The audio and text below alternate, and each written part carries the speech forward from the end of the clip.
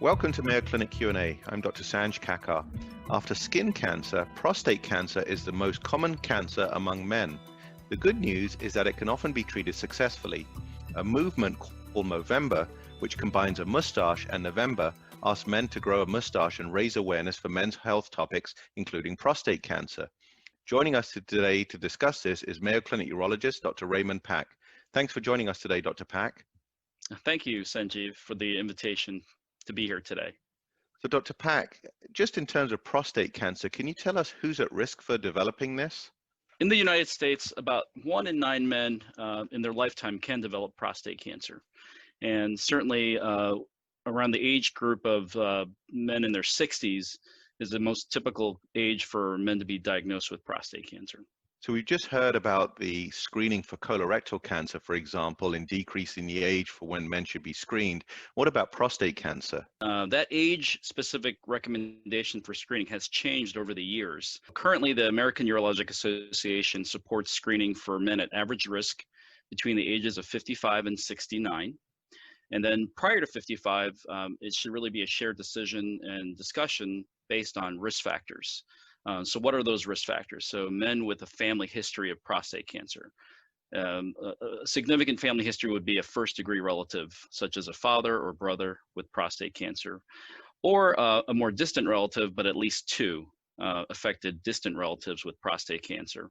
And then any other strong family history of hereditary colon, breast cancers, as well as prostate, of course, should be considered in a younger age group. So between 40 and 55 is that a high-risk group that we need to kind of screen for if there's a strong family history or race. African-American men should also be considered to be screened earlier, under 55. And so in terms of screening then, how do you do that? If you determine that somebody should be tested for this, is this an invasive test? What do you do? And oftentimes prostate cancer has no symptoms. By the time men develop symptoms of prostate cancer, it's usually at an advanced stage. So symptoms such as blood in the urine, painful urination, inability to urinate, or pain in the hips and spine, those can all be very advanced presentations of prostate cancer. So that's exactly the reason why we screen men actively in the specific age groups, because there are no symptoms whatsoever. So to answer your question, to how do we screen men, it includes a combination of a prostate exam, usually done at the time of a physical, and it's usually done with a digital finger through the rectum. And so that could be done by a family practitioner, a primary care physician, and of course, urologist. That's a lot what we do on physical exams in the office. And then, of course, the blood tests, the PSA blood test, which is the prostate-specific antigen test. And this test has been widely available for many years. And this blood test has significantly contributed to the detection of prostate cancer, but also successful early identification of men with cancer. Obviously, with Movember, we want to sort of decrease any fear for men. When I'm listening to this physical examination, that sounds a little bit painful. Is it such? Depends on your point of view, but certainly a prostate exam, it can be very painless. It's simply a finger, an index finger, usually during the physical exam. And once a year is what we recommend minimally. And so, that can be a barrier for some men. I won't lie that, some men fret coming in the office about that exam. Some men actively seek me out because I do tend to have smaller fingers. So, if there's any concern about it's important. It's important. So if there's any concern about discomfort from a prostate exam, you might want to look at your physician's index finger to determine if it's something you want to sign up for. Certainly if your physician is a linebacker and has a finger that's the size of someone's thumb, you might want to seek another healthcare provider. But no, all joking aside, prostate exams are very well tolerated. It's more psychological barrier than actual physical harm or pain. So you mentioned the physical exam and the blood test, the PSA. If they're elevated or you're suspicious, how do you then move on to the next stage of diagnosis? So if there's a level of suspicion based on the prostate exam or an abnormal PSA value for a man's age or history, then we certainly would take the next steps to determine what the underlying risk of prostate cancer is. So for many years, the standard of care was to proceed with a prostate biopsy with ultrasound guidance. And that's still, the vast majority of the way we still proceed with men today. Now, with the advent of advanced imaging technology, we do have the availability of MRI, for instance, to help give us a very detailed picture of the prostate. Now, I always remind men that MRI technology is wonderful. It does allow us to see the prostate and potentially detect visible cancer lesions in the prostate. So MRI is very important for that visible detection of a suspicious lesion. However, I always remind men that MRI is not 100% sensitive or specific, and therefore biopsies are still recommended despite MRI findings. So if an MRI shows a lesion, we most certainly would recommend proceeding with a MR fusion biopsy, which means we're going to take the MR images and perform a very accurate biopsy of that prostate. If the MRI is negative or normal appearing, we oftentimes still proceed with a biopsy based on other risk parameters. In that situation, we then rely on the traditional transrectal ultrasound guidance imaging for those biopsies. That's what I was going to ask you. When you talk about biopsy, which is simply taking a piece of tissue in a needle so you can analyze it in the lab, how do you physically do that? It does require a needle core biopsy. These are small needles that will penetrate the rectal wall. If you're doing a transrectal approach, the needle will penetrate the rectal wall and enter the prostate and retrieve a sliver of prostate tissue, small enough to not be a problem, but large enough to allow us to make a diagnosis based on tissue sampling. I'm sure, as you're aware, most cancers are diagnosed with tissue sampling and you cannot rely on imaging alone. We do also offer other alternative routes of biopsy of the prostate, such as a transurethral approach during a cystoscopy. But the other more common approach that is also very popular among patients now is a transperineal approach. The transperineal approach reduces the risk of infection tremendously for men, which is one of the biggest fears of having a biopsy transrectally. One thing I've heard about prostate cancer is if you are going to get a cancer, this is one of the ones to get in terms of it's a better cancer for treatment. Can you talk to us a little bit about that? Because some people don't have treatment, some people do, and the prognosis can be favorable if caught early. That's absolutely correct. So prostate cancer can present in patients in a wide spectrum.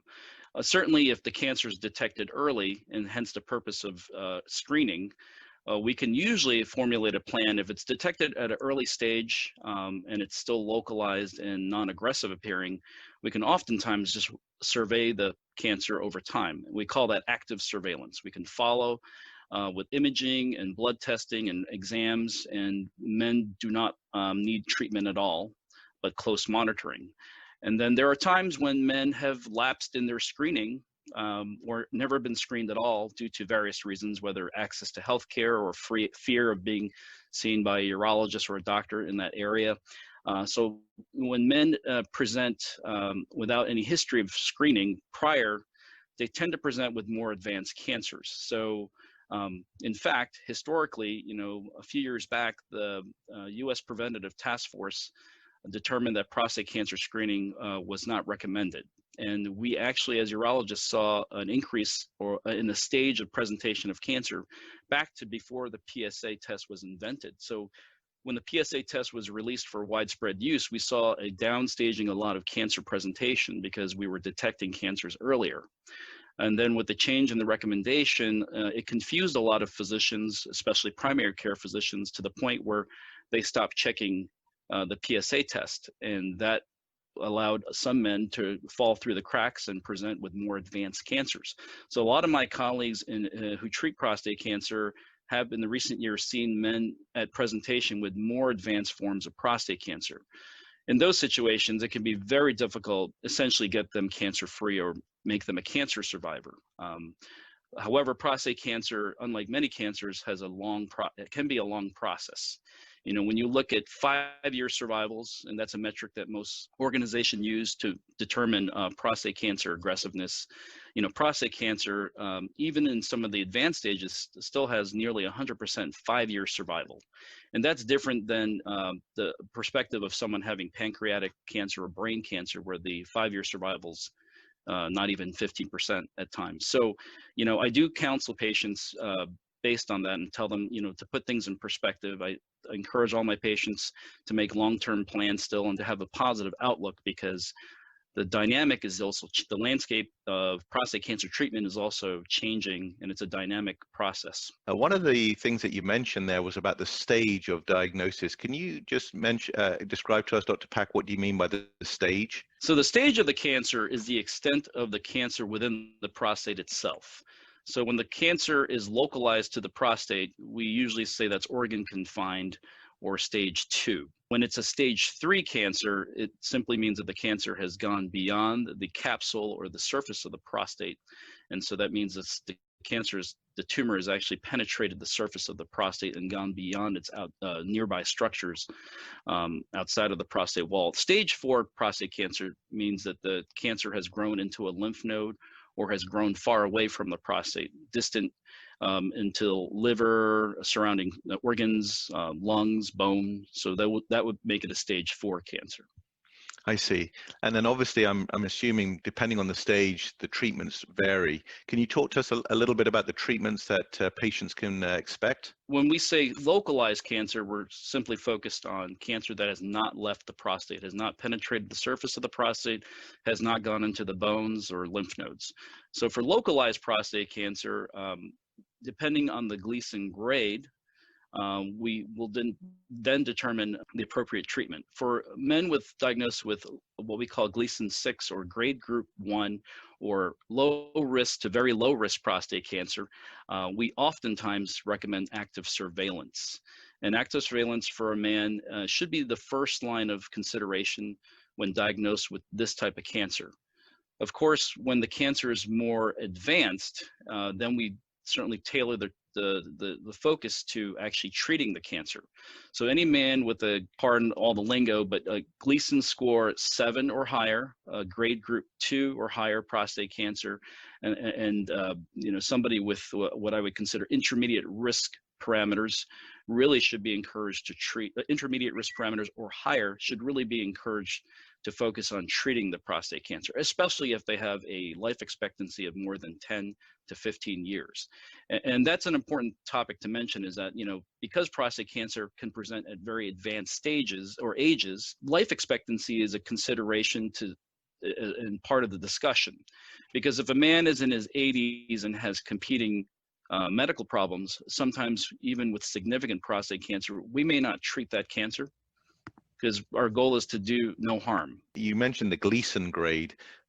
Just for the listeners and the viewers, can you explain a little bit what that is? Gleason grading is a pathologic grading system that really looks at the actual cell structure of the cancer under a microscope, and they look at the cell structures to determine the aggressiveness of the cancer. So the Gleason grading system starts from 6, or 3 + 3 = 6, to 5 + 5 = 10 on the extreme advanced presentation form. So they've tried to shift away from this Gleason pattern to what they call grade groups, grade group 1 through 5. And simply for the fact that when men hear a Gleason 6 cancer, to them they hear 6 out of 10, and they get very concerned that the cancer is beyond 5. To them it sounds more advanced. So we've changed the nomenclature over the years to accommodate for the fact that Gleason 6 prostate cancer is actually a very slow-growing cancer and very early detected and non-aggressive. Are there times where you think, for example, patients should seek a second opinion? I think oftentimes when you use the basic minimum to make a diagnosis and stage a patient, I think that is all that's required for most providers. I think for patients who want more information to ensure that they are accurately staged and accurately diagnosed, I think a second opinion at a center of excellence is important, because there are various things we can offer, such as a second opinion review of the pathology slides. You'd be surprised how often pathologists will disagree, looking under a microscope, looking at the same exact cell, and tissue, and they may disagree about the grading of the cancer. So Gleason grading can be somewhat subjective, and it's based on that physician's experience and opinion. So I think, at Mayo Clinic, of course, we have very experienced pathologists who most of the day they spend looking at prostate cancer. So they really become specifically interested and also experts on prostate cancer. So they can be better qualified to make some of those calls when there is a kind of a subjective situation. The other reason why people come for second opinions to a prostate cancer specialist is also to ensure that there are no other tests that can be run that may improve the staging of the cancer. So one example of staging imaging that is really helped over the years is MRI. I'm always surprised at how patients who are diagnosed with prostate cancer oftentimes don't have an MRI to help visually stage that cancer. Now, I'm not saying that every patient who has prostate cancer needs an MRI, but I certainly feel that some patients would benefit from an MRI to ensure that the cancer was not understaged. So if a patient has not had an MRI prior to or after a biopsy, that often makes me concerned that we could be understaging the cancer. It could be a phenomenon of like hitting the tip of an iceberg. How do you know there's not more in the prostate than what that one needle picked up or that those two needles picked up? So I think accurate staging of the cancer will really help determine and help patients make a better decision about their future treatment plans or active surveillance plans. And I think we're blessed here at Mayo Clinic to have experts like yourself, but also, as you said, the pathologists who really honed in on the diagnosis. As you see, many patients can be, as you said, underdiagnosed, and that is very helpful information. With the coronavirus pandemic ongoing, have you seen any changes in terms of treatments, for example, for patients, or how patients are presenting to you? We've been fortunate at Mayo to have a very robust testing for the virus, and we use that testing in our everyday practice to protect patients, but also to protect care providers so that we can continue to do what we do. And I think what we've seen, especially during the height of the pandemic in the United States, is that a lot of patients weren't able to get access to care for their prostate cancers, whether it would be for diagnosis for an elevated PSA and the concern looming of a potential cancer diagnosis, or somebody who has confirmed cancer that wants that prostate treated and their local providers haven't been able to reopen in a normal fashion. So we've been fortunate that we've been able to continue to offer the full breadth of prostate cancer related treatments or diagnoses to allow the continuity of care, but also expediting care for patients who really need to be treated in a timely fashion. One of the things that we are aware of is about healthcare disparity. And I think earlier on you mentioned certain groups are at higher risk of prostate cancer. What are we doing to get that message out to them about screening and the diagnosis and what the actual condition is? That's a great question. And they've looked at socioeconomic factors that help or prevent the diagnosis of prostate cancer. And I think that's why, awareness campaigns like Movember are important to get that message out to men. As men, we're very reluctant to seek care on our own. Oftentimes, we have to rely on a spouse or a family member to really bring that person in to get screened or checked. Even children of men also can sometimes be advocates.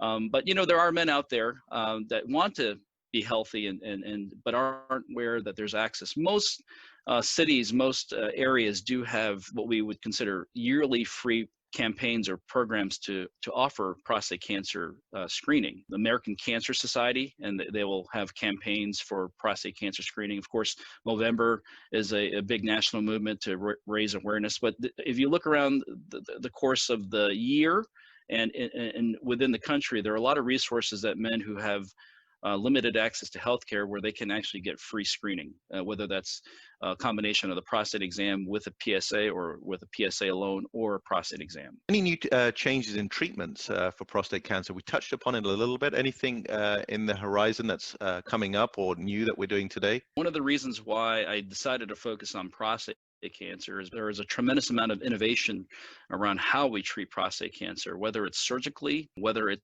using energy to ablate the prostate, or even some drug therapy. So it's a very exciting subfield in urology. I can simply start with the surgical treatment of prostate cancer. Since I started as a urologist, we used to do open surgery commonly. And then now the standard of care has really become minimally invasive laparoscopic surgery with robotic assistance. And for me, my bread and butter procedure that I perform all the time at Mayo Clinic is robotic assisted laparoscopic prostatectomy. And with that technology, it's fascinating. You know, when I turn on the robot and operate, I feel like I'm in a science fiction movie, because it really is an amazing piece of technology that has allowed us to perform very complicated surgeries, but in a minimally invasive fashion that allows our patients to suffer less with less pain, smaller incisions. The recovery period is remarkably quick. We can really get effective treatment of the cancer and also effective preservation of male function. You know, one of the biggest fears of having surgery is a man may potentially lose sexual function and lose the ability to control urine. Some of the tools that we have available to us now, such as the robotic technology, we can actually really improve our ability to preserve some of those critical male structures and functions. On the forefront of ablation, there's a lot of technology now to ablate prostate cancers. So ablation simply means you're going to apply energy to destroy the tissue, whether it's normal or cancerous. You apply that energy in a very focused, targeted way. So there are a lot of exciting technologies such as high intensity focus ultrasound, laser ablation, and cryotherapy. So that's also being commonly used in treatment of prostate cancer as well. My radiation oncology colleagues have very exciting developments with traditional external beam radiation and also proton beam therapies. And then for advanced prostate cancers, we have exciting new medications that can manage or effectively control the cancers and allow patients to live longer with more advanced cases of prostate cancer. So we've come a long way. I mean, obviously you're talking futuristic lasers and robots. So obviously the treatment has advanced significantly over the last several years. Absolutely. It's very exciting, and I think it's a true benefit to patients. And what's really exciting is what the future holds, because all this will only continue to improve and give men more options and better outcomes. Dr. Pak, anything else that you'd like to add that we haven't addressed? You raised a lot of important points about prostate cancer, and I just want to make sure that all men listening and all, anybody listening really, if you feel you have a family member or a person you care about at risk, I would highly advise them to get checked at least once a year if they're in those age groups that we talked about there that are at risk, or if they have a strong family history. It's a shame when I meet a man who's never been checked before and presents at a very advanced stage. And I think when you talk to those patients, there's a lot of regret about not doing a simple screening test, because these screening tests we're talking about are very simple. It's a blood test, it's a prostate exam with a finger, and I think they're simple enough and less invasive than some other modalities of screening, such as colonoscopy. I think, frankly, for me, a colonoscopy is a little bit more intimidating than just a finger exam. So, and it's much easier to do a prostate exam with a finger. There's no anesthesia required. Especially with your hands. Well, especially with my hands, yes. Our thanks to Mayo Clinic urologist Dr. Raymond Pak for joining us today to highlight the importance of prostate screening. Thanks for being with us today, Dr. Pak. Mayo Clinic Q&A is a production of the Mayo Clinic News Network and is available wherever you get and subscribe to your favorite podcasts. To see a list of all Mayo Clinic podcasts, visit newsnetwork.mayoclinic.org. Then click on podcasts. Thanks for listening, and be well.